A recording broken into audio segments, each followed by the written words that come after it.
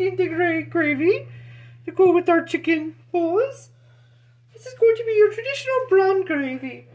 First, we start with about 3 tablespoons of butter and 6 tablespoons of flour. Use the ground flour, not the type you get by the checkout at the grocery store. Those are flours. Flours. We put the butter in, or pots it just a little hot, but we'll turn it down. Not a big problem. Drop it in. Oh, nice sizzle. And we'll put the flour in. Now you can wait till the butter melts, or you can mix it together to start with. This will sort of toast the flour to begin with, so it's a good start. And we'll just whisk it here until it's all incorporated, melted down, and forms a nice little roux. Not the man who dresses like women and judges other men and women who do it. Ooh. Don't worry, if your butter gets stuck, it'll melt. It might be a little toasty, but don't worry. And if you're worried about it burning, you can always turn it down just a hair.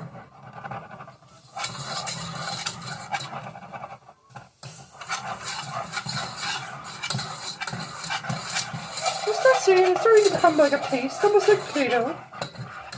So, there you are. It's like toasty and warm. It takes about a minute or two for it to get good. This is a quick roux, not a slow roux. We're doing a little higher heat.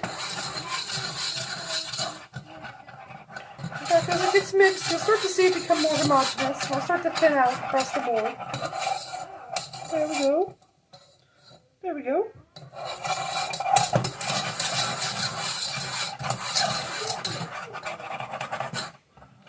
Alright, while we're waiting for that to sort of get to the consistency it needs, we'll talk about other things. You're also going to need, beyond sides, the 3 tablespoons of butter and the 6 tablespoons of flour.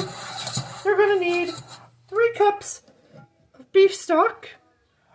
You can do this with beef stock, or you can also do it with bouillon and cups of water dissolved. That's what I decided to go, because I'm lazy and cheap.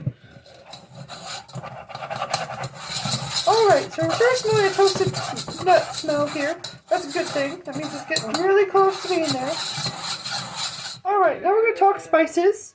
We have a teaspoon of garlic powder, about half a teaspoon of sage and onion salt, 2 bay leaves, and a 1/4 teaspoon of white pepper. Those will be our seasonings here.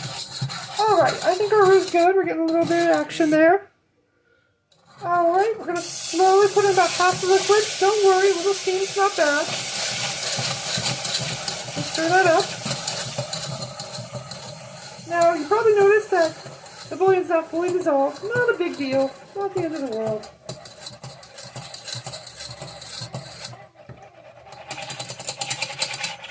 We're just getting that all nice and toasty in there. Okay, then we'll put the spices in again. You can see them there. Just all into the pot. Don't worry about it. No order, no rhythm. Change the flavors up a bit if you want. I like to use, now the bay leaves you will want to pull out before you serve, so don't worry about that. Sage can be a bit strong. I know my sage isn't the freshest, so and it's dried rub, so it'll be fine. You already see it does look like a gravy, but we want more of that beef flavor. A little resonant in there. So we're going to add in the rest. Just go real quick, get everybody in. If you need to, dip it in, and there we go, clean up the pan. God, this voice is hard to keep up. Alright, so we can see it all here together. One nice mix. It's very thin. So we're going to bring up the heat, and we're going to get it to cook. This will take about 5 to 6 minutes, and then come back and show you the finished product. There, turn up that heat. Oh, hello! So we've gone through our time of cooking, and I just had it cooling down. Now, you want it to get very thick or thin, depending how long you want it. You can cook it for a little longer if you want it thicker. Now, if you get distracted, though, and it gets too thick, just add a little more beef stock, and you should be fine. Now, I've already fished out the bay leaves. You don't want to eat those. They won't really hurt you if you do, but they're not really great. Now, when your gravy is done, you can take either to see it's at the right consistency, or you know it, or you just take a little spoon, put it in here, la la la la la. Okay, and you want to coat the back of the spoon, and when you do this, it comes clear like that, you know it's done. I did add a little bit while I was cooking, a little bit of Worcestershire, about 3 dashes, or roughly half a teaspoon to a teaspoon, just what you want. Gives a little umami, gives a lot of flavor. So we're just letting it cool down. It's still boiling because it's on the hot pan, that's fine. And if it overheats or you forget it or something, you can always add a little bit more stock and thin it out. If it is too thin and you need it right away, you can always add a little bit of cornstarch.